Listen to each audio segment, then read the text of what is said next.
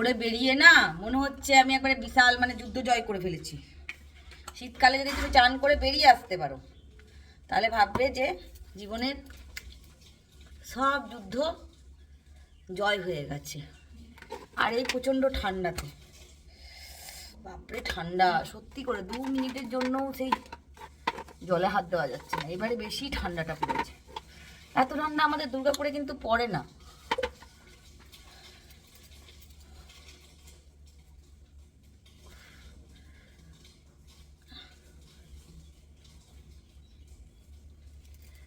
আমাদের সত্যি কথা, সবাইকার রবিবার ছুটি আছে, আমাদের সংসারে রবিবার নেই, শনিবার নেই, কিছু নেই, কোনো ছুটি নেই। কাজ করে যাও, 365 দিনের ওয়ার্কার আমরা। চলো এখন জামা কাপড়গুলো কেচেছি সেগুলোকে মেলে দিয়ে আসি, তারপরে আসছি। দুধটা গরম করতে দেবো। দুধ এসে গেছে। রেনুটা না যেদিনকে বাথরুম গোছায় সেদিনকে এই বাথরুমের ঝুড়ি পুরো একদম ভরে দেবে। এগুলোকে আমাকে ভালো করে আজকে গোছাতে হবে, নাইলে ঝামেলা। বাসন বার করতে গেলে একটা, বার করতে গেলে 4টে। দিচ্ছি বেটা, দিচ্ছি, কিটুকে খেতে দিচ্ছি। কিটুকে খেতে দে, কিটুকে খেতে দে। কই কিটু, কই কই কিটু, কই দি, কিটুকে খেতে দি।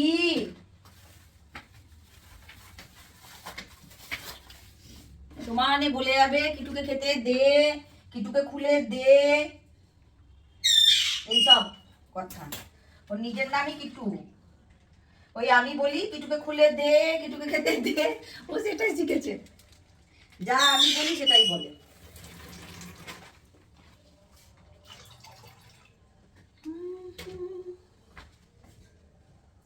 চলো দুধটা বসিয়ে দিই। দুধটা বসিয়ে দিয়ে আজকে একটুখানি তরকারি করা আছে, দেখি কি করব। আমি আর মেয়ে তো, রেনু আসুক, রেনু কলেজে গেছে, রেনুর যে পরীক্ষা আছে, তো রেনুকে জিজ্ঞেস করবো, রেনু আসবে যে তুই কি খাবি। ওর না ঠান্ডাতে বেশ খিচুড়ি খেতে ইচ্ছা করছে, ডেলি মনে হচ্ছে একটু করে। হ্যাঁ হ্যাঁ, দাঁড়াও দাঁড়াও, 2 মিনিট দাঁড়াও, এইমাত্র তো বলেছো দাঁড়াও। দেখি যদি একটার মধ্যে চলে আসে জিজ্ঞেস করবো যে কি খাবি। যদি বলে যে মা খিচুড়ি করো তাহলে খিচুড়ি করব। দেখে জলের বোতল ভরতে হবে। দেখো একটা জলের বোতল আমার টেবিলেই থাকে, কারণ আমি জল খাই। আর টেবিলে না থাকলে না জলটা মানে কি বলবো, এদিক থেকে এনে আর জল খাওয়া আর হয় না। এই দেখো আমার বিবাহবার্ষিকীর গোলাপ এখনো ফুটে রয়েছে, টেবিলটা একটুখানি মুছে নিই। তো হচ্ছে আমার হিসাবের খাতা, এই যে ওষুধ করলাম,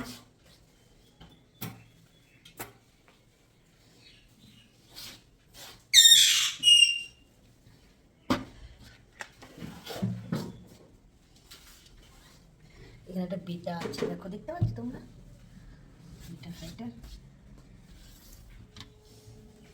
সংক্রান্তি কালকে না রে? হ্যাঁ রে, তোদের সংক্রান্তিতে পরব হয় না? তুই ছুটি নিস না তো? ভুলেই ভুল করলাম।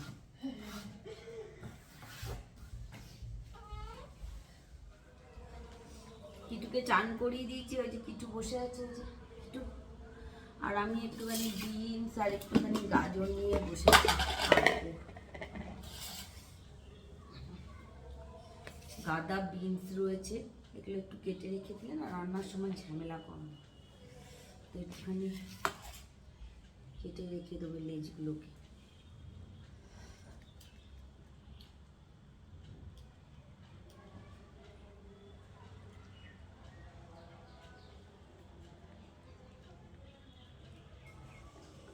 ঠান্ডায় এই রোদে বসে বসে সবজি কাটতে ভাল লাগে। একটু গরম করলেই তো আর রোদে বসতে পারবো না, যা রোদের তেজ দেবে, ব্যাস আর কটা দিন।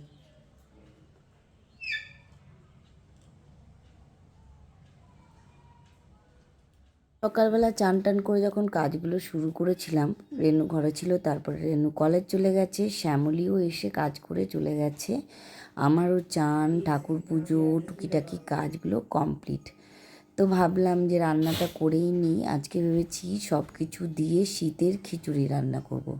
তো আমি কুকারে একটুখানি খিচুড়ি চাপিয়ে দিয়েছি, গাজর ফুলকপি মটর তারপরে বিনস সব কিছু দিয়ে খিচুড়ি খেতে বেশ ভালোই লাগে। আর সকালবেলা বললাম না বাসনটায় তাকটা একটুখানি গোছাতে হবে, তো ওটাকে গোছাতে লেগে গেলাম। রান্নাঘরে না ইন্টিরিয়ার করার অনেক ঝামেলা জানো তো। যদি গুছিয়ে না রাখতে পারো, এতগুলো বাসন ওইটুকু জায়গার মধ্যে গুছিয়ে রাখা কিন্তু খুব মুশকিলের ব্যাপার। তো আমাকে ডেলি প্রায় ওগুলোকে গুছিয়ে রাখতে হয়, বাসনগুলোকে রোদে শুকিয়ে নিই, তারপরে মুছে ভালো করে একটা একটা করে ওই কাবার্ডে গুছিয়ে রাখি। যদি গুছিয়ে না রাখি না সময় মতন, না একটা জিনিস খুঁজে পাবে, না একটা জিনিস ঠিক করে ওখানে রাখতে পারবে, একটা বের করতে গেলে চারটে পড়ে যাবে। তো আমার সব কাজ টাজ হয়ে গেছে, ভাবলাম এই সব জায়গাগুলোকে আমি ঝাঁট দিয়ে নিই। ঝাঁট দিয়ে নেওয়া যাওয়ার পরে পরিষ্কার টরিষ্কার করে নিয়ে রেনু এলে দুজনে মিলে ভাতটা খেয়ে নেবো। আর ডেলি এই সময় তোমরা জানো যে আমাকে এইগুলো পরিষ্কার করতেই হয়, কারণ ঘরে যখন রান্নাবান্না করা হবে তখন পুরো ঘর নোংরা হবেই। তো এইগুলোকে কাজগুলোকে করে নিয়ে তারপর আমি আবার আসছি।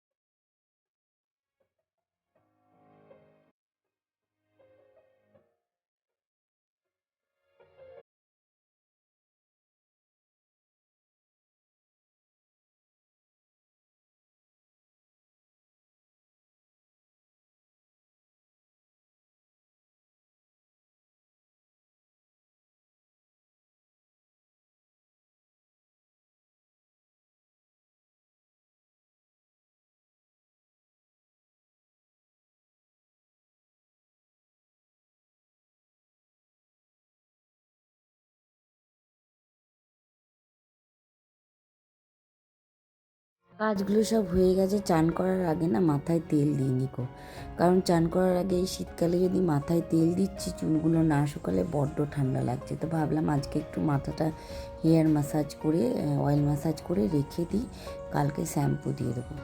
তো সেই জন্য কাজ টাজগুলো করে একটু মাথায় ভালো করে তেল লাগিয়ে চুলটাকে আঁচড়ে পরের দিন শ্যাম্পু দেবো। আজকে তো চান হয়ে গেছে।